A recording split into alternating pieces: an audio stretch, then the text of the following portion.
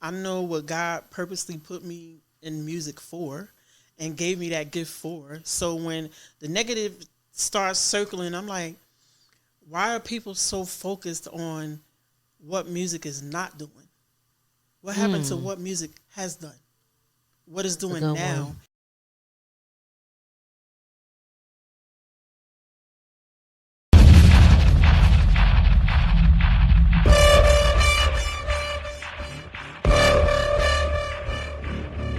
Welcome to the podcast from Doug Ground Up Productions with hosts Lady Miz and Ray. This is a universal platform, and there is nothing off limits. We talk about it all, and we keep it real. This is a no judgment zone, so come as you are. If you are a professional, entertainer, author, comedian, entrepreneur, or just someone who wants to get something off their chest, well, let your voice be heard here on From the Ground Up Productions. Sponsorship and other opportunities are available from the Ground Up Productions. Turning nothing into something. There's only one way to go from here. And now, here are your hosts, Lady Miz and Ray.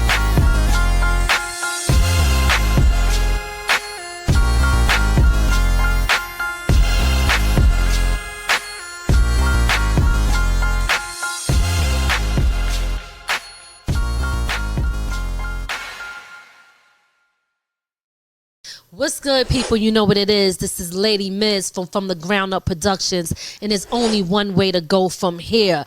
I'm excited, okay? Because, listen, we got a legend in the building, baby. We got a legend in the building. We got Shanell Red, y'all. Shanell Red. Shanell Red. Thank you for having me. Thank you for being here. I know, in person. Because we've done this before, but it's been virtually. You know what I mean? But I'm very honored to have you here. And I know I probably asked you some of these questions before, but I'm going to ask some of them again, for people who might not have seen the other one, right? Absolutely.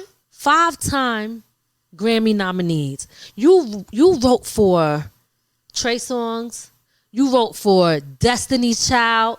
You wrote for, matter of fact, why don't you tell them? Because I want you to tell people your history in this game and this culture that we all love, because you help shape that with your writing and your skills. I'll give them a few more, and they can do their homework too. Yes. Of course, Destiny's Child, Faith Evans, Jaheim, Charlie Wilson, Luther Vandross, Patti LaBelle, Trey, and just a lot more. But y'all can do your homework though. Yes, absolutely. Man, listen, that's a lot, and it's all of the people that we love so much. It's you gave them great music. You know what I mean? So shout out to you for that. Thank you. Now I know, we got Jersey in the building. Jersey's always in the building. I swear, when Jersey come through here, they always roll deep. Jersey always roll deep when they come through. Represent all day. Yes. So growing up, you're growing up in Patterson. All right. Can you give us a glimpse of the music industry world coming out of Patterson? Ooh, during my era, music was dope. I was 14 years old, sneaking in and out of the CCP rec in Patterson, where Peter Pan would have a hip hop show every Saturday, and I was sneaking up in there every Saturday. How old was you? I was 14. Woo. 14, but I was tall for my age. Okay. And I knew some of everybody from Mastodon and the Deaf Committee, Force D's when they were Force MCs, LL Cool J, Cutmaster DC, the Flash and the Fury, Grandmaster Flash, a lot of people. And it was fun. It was fun, till my mother came and, looking for me and my friend Lisa. And they came inside and they got on the mic and said, Shanell, your mother in here looking for you. And we snuck in the bathroom, thought we was over, and they left. And as soon as we came out the bathroom, they was right there. Boom. Oh my God. My mother tried to beat me in front of everybody. Ooh, that's embarrassing. So embarrassed. But I came back the following Saturday. It wasn't enough to keep you away from the music. Yeah, I'm in the house. And I started out as a rapper. What? Hold up. Because, see, you ain't tell me about that before. I was rapping like, yes, sure. You don't stop. Hey.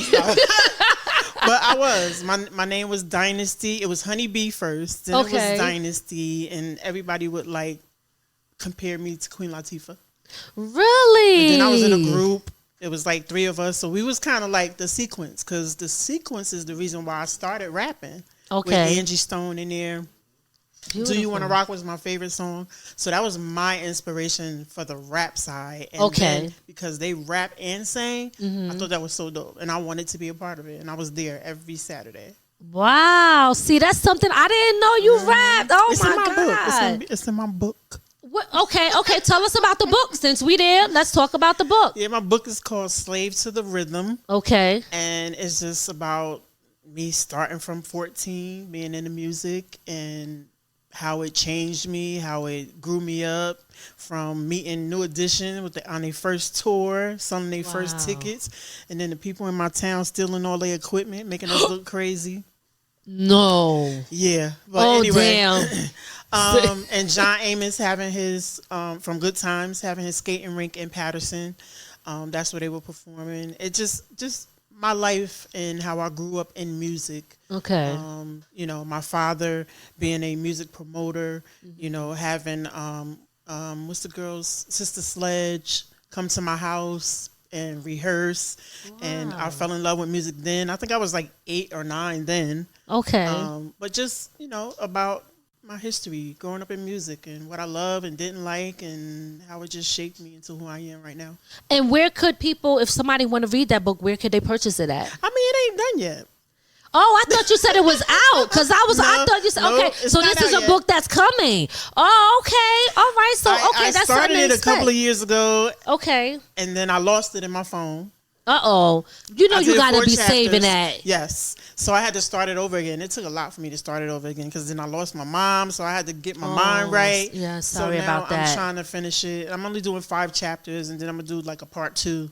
Okay, to finish it. But yeah, I'm excited about it. Okay. I'm really excited about it. Now, okay, so you got the book, and everything, it seems like music inspires you in every way. I feel like you connect a lot of things that you do to music because you also have getting into film and you also directing, and that's also about music as well too. 4 young ladies, I believe. Yes. I'm trying to make it legacy. 4 young ladies who own a label. Who are about to take over the industry, you know, because as we know, music is male dominated. Yes, it is. So yeah, I wanted to write something where women take over. I like that. I like that. What inspired you to want to do that though? What made you want to write about that specifically? Again, just how dope women can be. Like, we do have a voice. We have women are considered the closers. Regardless of men coming in and trying to make deals, the women always come in and close the deals. Right. That's what I see us as. I've seen us do it. I've seen us help the male gender become greater at what they do. Let's take Michelle Obama.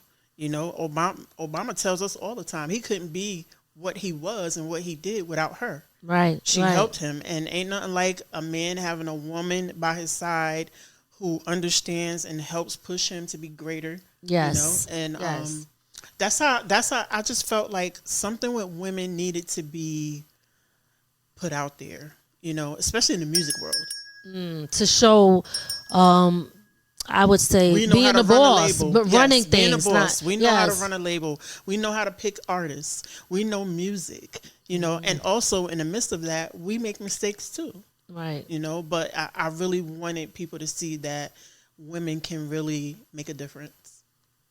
Beautiful, beautiful. I like that. So that's coming out because I thought I seen you had text me. You told me that it was going to be coming out. So give us. She in it, just so y'all know. Yes, doing what I do. She doing what she do. We got her posted up at the radio station. Yes. And she's doing her thing, talking about the rivalry labels between Legacy and Music Heaven, which are 2 labels who are rivals, and one is all male and Legacy is all female. And they got, I think, 1 or 2 guys that work there, but it's ran by all women. I mean, we're working on getting it on Netflix. Oh, nice. We got some feedback from Amazon Prime, but I'm also in the midst of that. I'm trying to finish the rest of the episodes because right now we got 2 episodes fully done that Beautiful.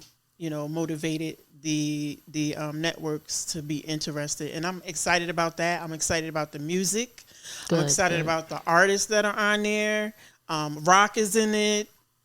Rock plays a artist in there, and Treston also from High Five. Yes, I did see that. Monifa is in it. Jawani, a bunch of people that I really believe in, I think that are dope in the music industry that America needs to see. Right. Absolutely. Yeah, you got some heavy hitters in there for sure. Definitely. So I can't wait until that comes out. I'm definitely looking forward to that. Too. Oh, Lord, that's right. Because didn't I interview them with you? I forgot about that. Yes. Yeah, Akisa plays a very lead role. She's amazing. She's amazing as an actress. Like, I love her. From the first movie that I did that's on Tubi with Pressure, like her presence and just her being able to, at the drop of a dime, just put herself in a character is so amazing. Beautiful. I'm excited. I can't wait. You too. You did your thing. Yes. Of course. I said, give me a little bit of lies because my memory's horrible. Don't be. She's like, cut. And still like, damn. Wait. What? Yeah, but no, I enjoy that. Mm-hmm. Yes, absolutely. So let's talk about some of the biggest names in the industry that you have wrote for. Can you tell us how you was able to seal them deals? With Destiny's Child, that happened with Rock Wilder. Okay. Rock is really good friends with Beyonce, and he sent the record over. Even though the record, If, I love If, which we wrote that for Tweet. Really? Yes, and she passed on it. They Tweet. sent it to Beyonce, and they picked it. They called me, woke me up 7:30, 8 o'clock in the morning, was like, Shanell, we need you to get the lyrics together. And I'm like, what? And they like, yeah, Beyonce, Destiny's Child gonna cut it. What? And I'm like, what? I'm still half asleep. So I had to run and remember the lyrics, play the music while I'm driving, type it out, find the Kinkos to fax it over to them because they were at Sony Studios. Okay. And they were going to be recording. Then I had to get myself together to get over here to help vocal produce them and everything. But it was a headache, but it was also a learning experience. And writing songs, you must always, especially when you're submitting for placements, make sure you have lyrics already typed up for all of your songs. Because at that point, me running around like a chicken with my head cut off, trying to get the lyrics together, I was like, oh man, I hope I ain't missed no lines, and just trying to get it there. But yeah, when I went there, instantly Beyonce walked up to me and grabbed my hand, was like, oh my God, this song is amazing. What was y'all thinking about when y'all wrote this record? And I told her, honey, we was sipping on some wine. It'll bring it out you. What was you sipping on? Snacks, sipping on some wine, and we was male bashing. We was going through some pain, and her, you see, it said, ain't no feeling like being free. And then, actually, let me skip that. We didn't do Free until after they finished recording If. They wanted a second song because of If. Oh, really? So we wrote Free in the studio at the same time. Get out of here. When they went to lunch, pulled up the track, we wrote it right then and there when they went. Let me tell you something. That album, and that was their last album when they said that they were going to. Last album. Yeah. Yes. I absolutely love that joint. It's all right. I absolutely love that. That whole album was just freaking phenomenal. Yeah, the whole album was amazing. Oh my God, amazing. I was upset though when they said that they were like, this is the last one. I was like, damn, because we wanted more. You never lose hope, because I heard through the grapevine that they might be doing a finale album. Get out of here. Do the grapevine, y'all. The grapevine. Okay. Come on, grapevine. Let's make it happen. And I'm hoping that Big Jaws, a.k.a. Shanell, Tanisha, Juanita, I hope we end up getting a few songs on there, because she really loved our vibe. She loved old school, and I'm quite sure she's going to be making a lot of decisions as far as that project goes. And I would love for us to be on it, even if we just get one. Beautiful. Yeah, I'm sure. I mean, hey, listen, you a veteran in this game, so look, okay? I am blessed to still be doing it 35, almost 40 years. Wow. Still be doing it. And you look amazing. I gotta tell you that, okay? You look freaking amazing, okay? Thank you. Yes. Stress free. This was stress free, dude. That's okay. Keep you cute. What? So how you stay stress free though? When I feel the stress coming, I go to the left. You just go to the left. To the left. That's right. That's where I be at, over there. While you over there. Okay, that's what you got to do. What I wanted to ask you though, when as far as writing that, did you have to already have the melody and everything? Do you have to already have the song, a reference track, or is it just lyrics when you're submitting that stuff? Well, speaking of all me, Tanisha, and Juanita sitting there. If you remember, that is from Inseparable,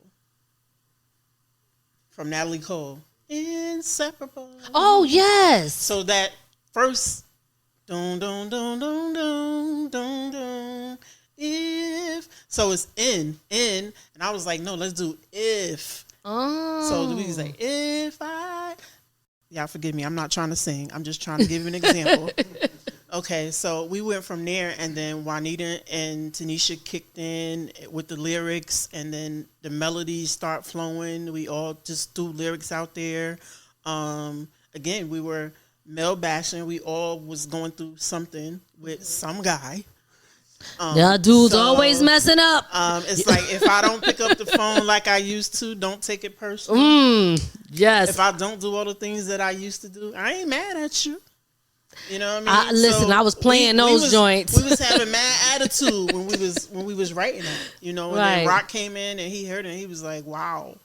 But again, when we say we didn't write it for Destiny's Child, we wrote it for Tweet, but not with Tweet in mind. So what we had to learn along the way, writing, don't signature your record to the artist.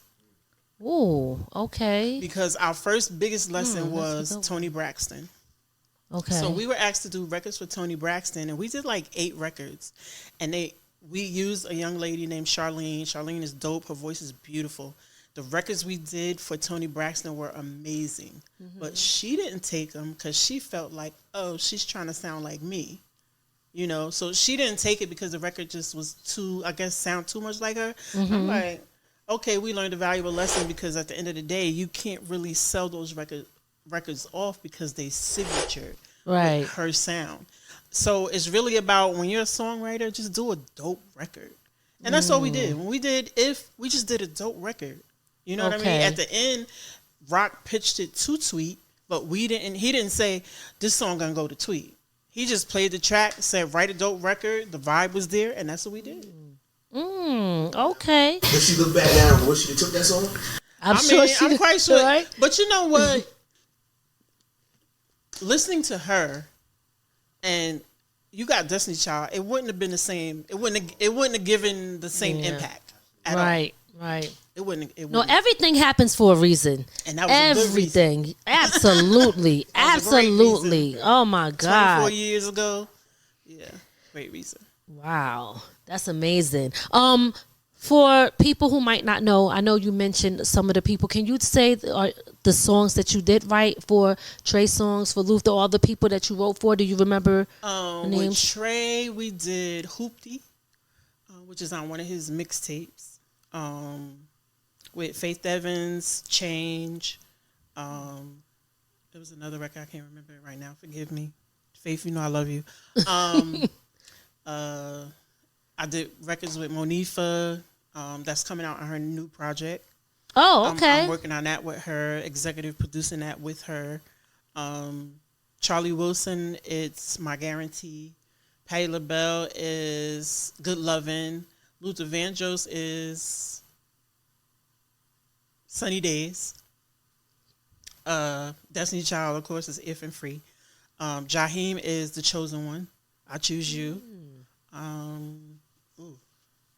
It's a few I can't remember right now. How, when you're writing the song, and whoever your team is working with, writing for men, is it challenging to see it from a man's point of view when you need to speak on something? Like, how do you do that? Because mostly everybody I meet, they call me a man anyway. Wait, why? Well, why they call you?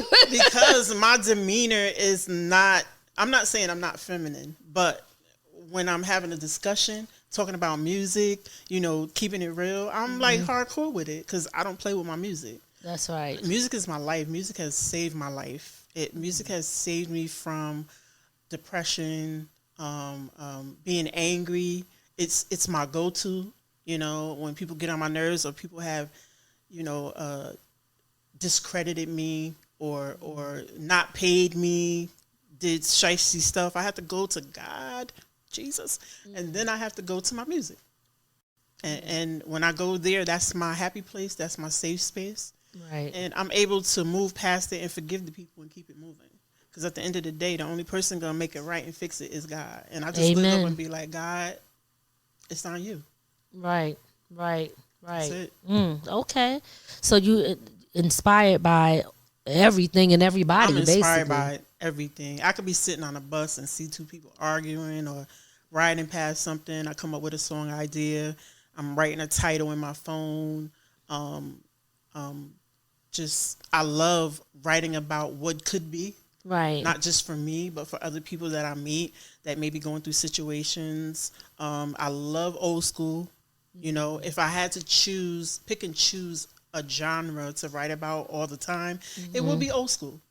Okay. I love new school too, but old school is like that's my passion. Right. Yeah. I mean, hey, listen, it's feel good music. You know what I mean? And it always got a good message. Yep. Yeah, absolutely.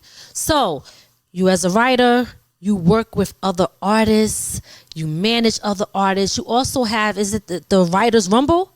Yes. Writers Rumble is on Tubi. Let us know about that. It's a TV challenge competition show. Yep. It's about songwriters, 4 Grammy writers who have 5 writers underneath them, and they all compete to make a hit song for a hit artist.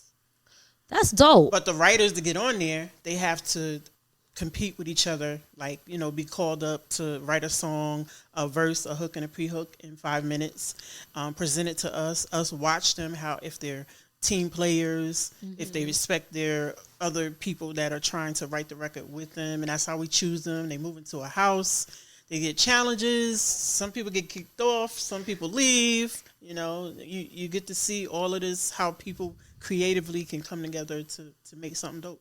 I love that. And I know you said it's on Tubi. I haven't got the time to really watch the full thing, but I definitely want to do that. I got to take time to do it. I want to know, because that really is dope. Thank you. Just everything about it. You know what I mean? And it's coming from somebody like you who is very well known for being one of the best songwriters out there. So what is the talk right there? BET, VH1, MTV. We need to know what's going on and why they ain't picked that up yet. I think they didn't pick it up yet because it needs, for me, it needs better production. I did it with what I could do it with. I was blessed to have some incredible writers on the show for the whole first full season.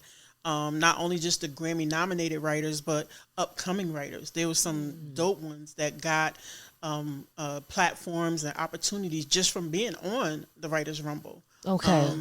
And it was just a pleasure bringing them into the fold and watching them create, watching them argue with each other, watching us battle. And, thank you to Leland from Sugar Hill for allowing us to utilize his studio to shoot some of the footage in Jersey. We shot some footage in New York. We shot some footage in Atlantic City. We shot some footage in Atlanta. Like the love from Atlanta was awesome too. Nice. Again, 90% of the writers on there were just regular writers, but they were just dope. I thought they were dope, and I reached out to them. They wanted to come. Yeah, you got to sign this paper though first. Right. Allowing us to shoot you. Okay. But yeah, and it turned out great, and I did what I could with the footage. But I got somebody right now that hit me about wanting to do a second season, make it big. Like to get it on a bigger platform. But I still have footage from another season where that's how I met Mia. Okay. I met her. She came out and auditioned. She killed it. and it was with younger writers. Okay. Writers under 25, which I think is a big thing right now. Writers that are, I know writers that are 16, 17, 18 that are really, really dope. And they produce, you know, so in meeting her and listening to her sing and watching her write, she's very dope writing. Nice, you know, it was a pleasure just watching the young generation. So I have that. I'm like, if you want to come on board, it got to make sense. Right. Got to make sense. But BET, Netflix, Amazon Prime, yes, all of y'all, yeah. Y'all need to pick that up. Y'all need to pick it up, okay? Writers with a Z. Yes, absolutely. You know, you want to know something? It's funny you said that you got the writers of that age, because although mainstream media promotes a lot of the negative or twerking and stuff, but these young generation, they have so much talent. They are so talented, and I when I'm listening and I'm watching like how they are, and I'm like, damn, you know, it's so much good talent out there in these younger kids, and I feel like, you know, we could learn things from them too. Absolutely. You know what I mean? Like, we could learn from them. So, sometimes people want to be, I'm old, I know everything, but look, things change. You can learn a lot from them. I love being with other writers. Mm-hmm. I love being around other artists. Like, when I was around Rock, I could tell you right now, when I first met Rock was good. But as he came into doing music more and more, he became great. He inspired me. He don't know that, but he inspired me because just watching him be creative, watching him play the guitar, watching him really want to perfect his craft, and just being locked in that studio like 24/7. Like, his character in Legacy is like, yo, you got me locked up in the dungeon. Like, I need some food, you know? Wow. Like, his personality, his passion for doing music, that's what makes me continue to do what I do and be of service to help writers, producers, artists, because, like, they make me, when I be like, you know, I'm just going to go be a regular person and forget this music. I remember I said that to my mother. She was like, yeah, whatever. Yeah, I can't see it either, though. And I even told JJ, I was like, go ahead back to Denver. Go do what you're going to do. I'm tired. I'm just going to get a 9 to 5. He was like, yeah, I'm going to need you to go to sleep. Well, you won't be able to do that. And you know what? Here's the crazy part. This is why I love God. Because the moment I laid in my bed and I went to sleep and I said, this is when I had my white boy group. Well, my white band. It was 2 girls. Anyway, there was a white band. They were amazing. They were kids. They were from Texas. Their moms let them stay with me. Like, they were amazing. Like, Nick Cannon wanted to sign them. And they just couldn't take the pressure of the music. And when they jumped ship, I was like, I'm done. Because I was really like, that was something major for me. Like, those kids, not only just, you know, them being a group, but also being on TV, like me coming up with a show for them, like them being superheroes, but in school they're regular kids, but out here they're saving kids from being bullied, and you know, these ideas that we have for them. But I was like, I'm done. I went to sleep, no lie. God know what he be doing when he do it, and he gave me the Writers Rumble. Look at that. Look at God. I woke up the next day and I was like, oh my God.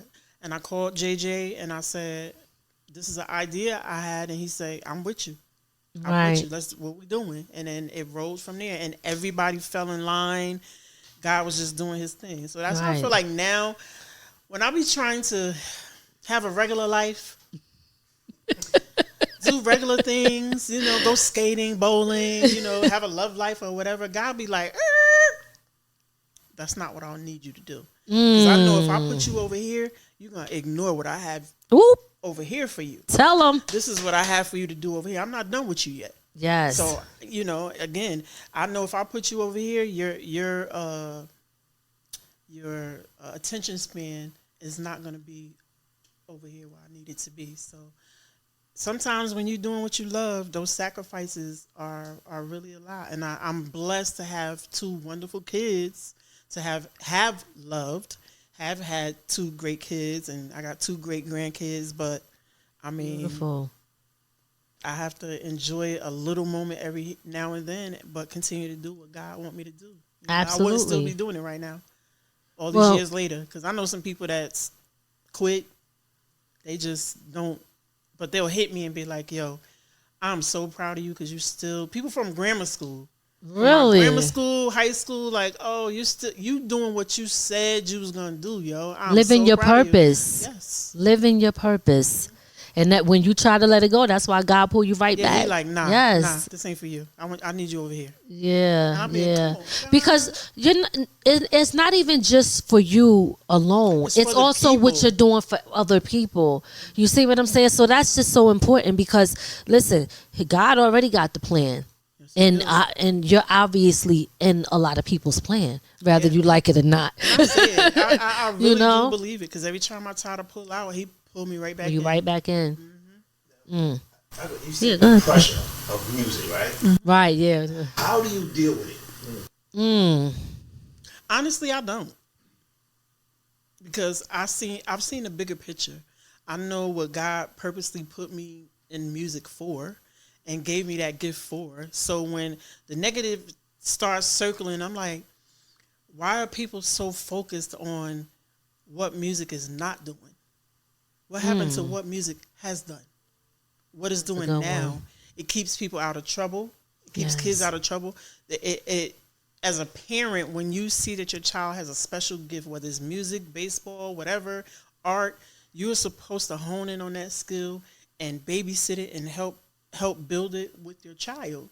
And sometimes kids end up just doing it on their own. Like me, my mother was a nurse. I was not about to be no nurse. Not me wiping nobody's butt and walking around. No. But my father was a singer. My father was into music. And again, like I said, he introduced me to Sister Sledge. And then from Sister Sledge, I met George Benson and, little stuff like that. And it was just meant for me to be in the music. Right. So when they say, excuse me, what your mom did, I said she was a nurse. My mother did sing when she was back home. But she didn't sing. Where's back home?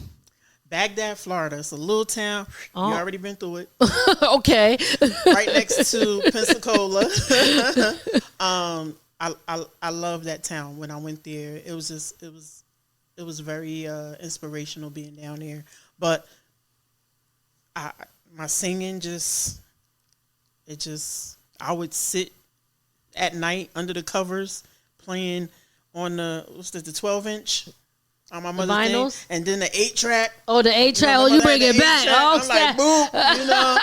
You gotta press those buttons. Yes. Listening to Stephanie Mills, Harold Melvin and the Blue Notes, like listening to comedy too. Listening to Richard Pryor and Sanford and Son. Like I would be up all hours of the night. That's why I'm like, I know it was meant for me. Absolutely. I know absolutely. You are the culture, okay? And I am R&B and hip hop. All right, you better let them know. Now, you said we're gonna wrap it up, but I got a couple more questions. You said that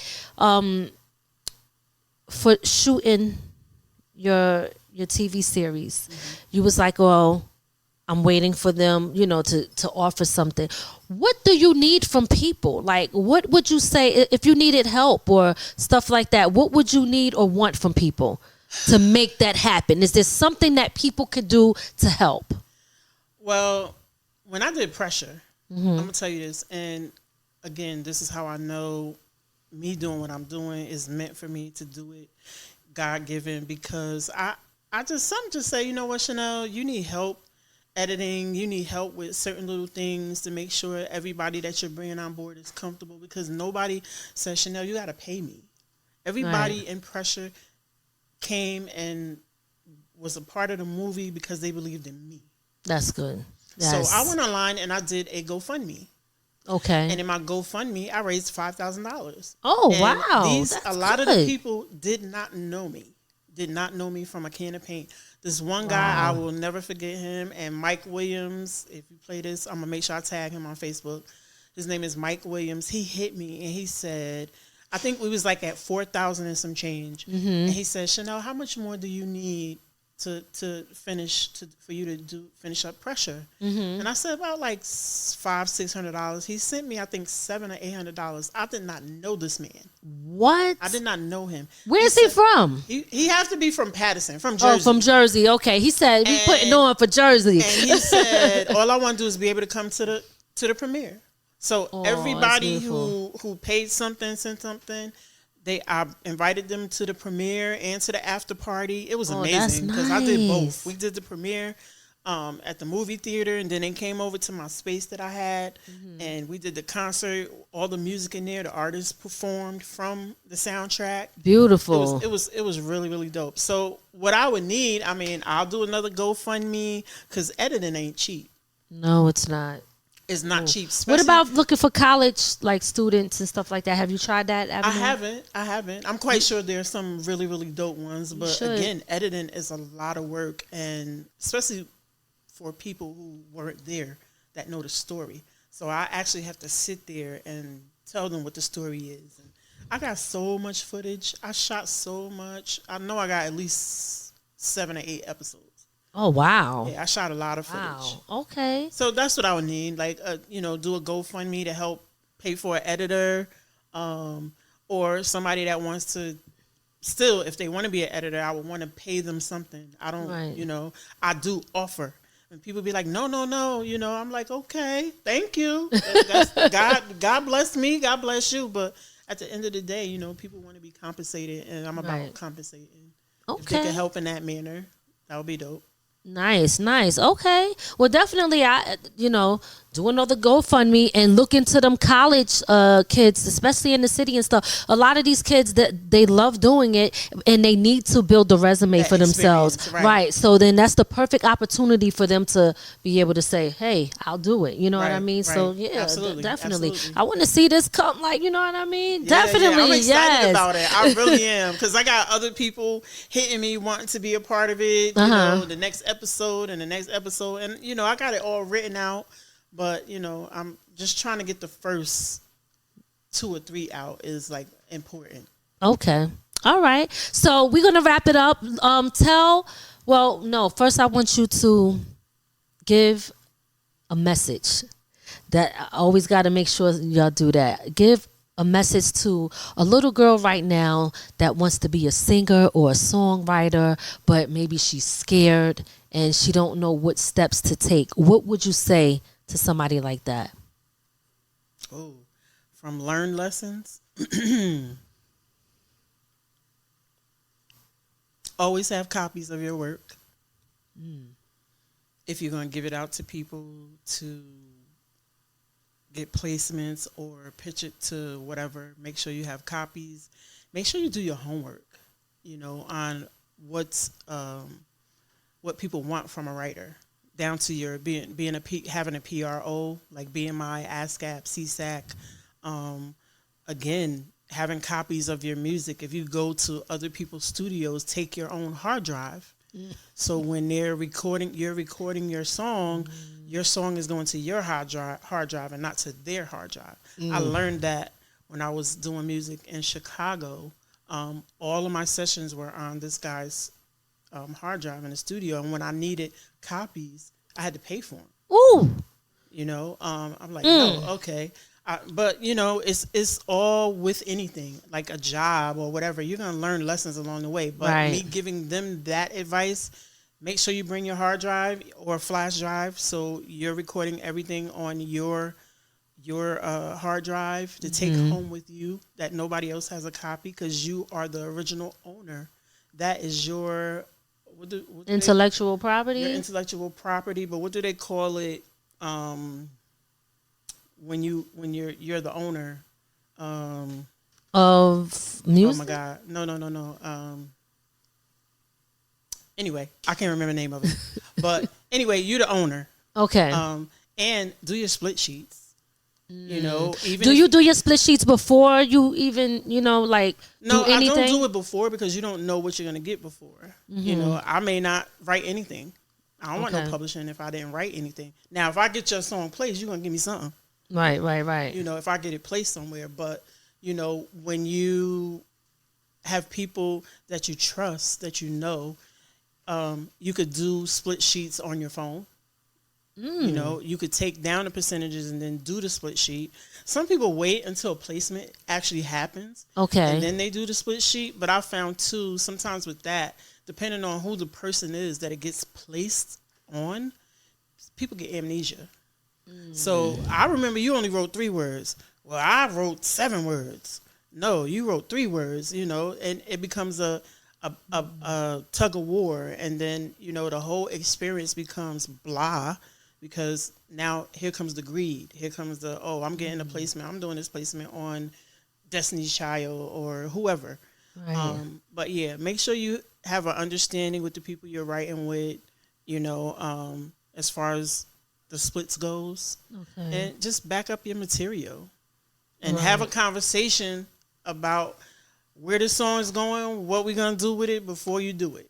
So you understand. What about copyrights? Copyrights, well, that's the same thing as splits. Oh, okay. You know, I thought the splits was just like to allocate who is getting what as far as percentage wise. Well, when you sign off on that, that goes into whoever you're signed with, your PRO. You're going to go online and you're going to put that in the system. Okay, and then you Okay. And the only reason why I don't put it in the system, because if it's being shopped, let's just say Chris Brown won a record. Okay.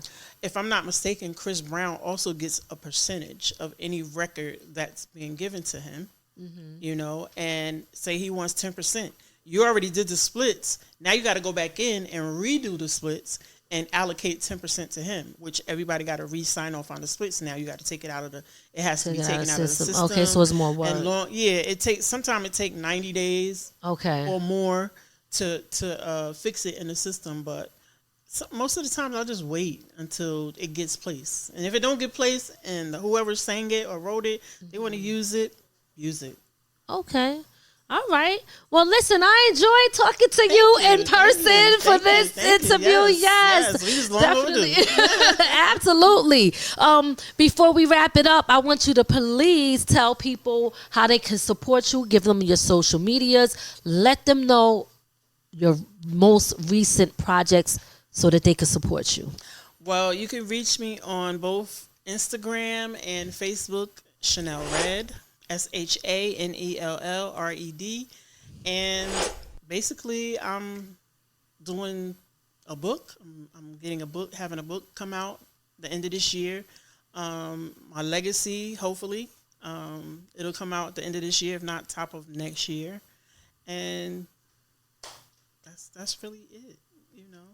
All right. Okay. Well, listen. I'm staying busy. All day. Now, look, you know, you still got to get in the booth, okay? Even if it's just giving us a drop, but you got to give us a drop. Listen, because you are a creator. This door, okay? This door needs Shanell's name written on it, okay? Because you are a creator of so many different things, okay? This is going to be legendary. I already told him this is going into the Hip Hop Museum when it's done. All right? So listen, do the damn thing. I'm trying to get everybody on this door here until we change it into another door once it's all filled up. Yep, but right on it. Yes, so thank you again. Thank you so much for coming. I appreciate you so much. Absolutely. And continue to do your thing. Love your work. Love everything you're doing. So just continue to do you. I love Thank you. that you are giving artists, producers, people in the industry, period, a platform to tell their story, their experience. Yep, keep doing it. Thank you so much. Me and Ray, the Silent Assassin over there, we doing the damn thing. So listen, y'all, it's not over. And there's only one way to go from here. You heard her. She said it. We out. Sorry enough. Just keep you back.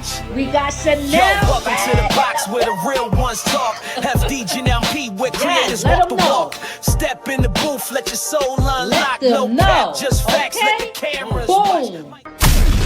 We hope you enjoyed your time with From the Ground Up Productions. We'll see you next time. Be sure to add our channel and listen to us on all streaming platforms.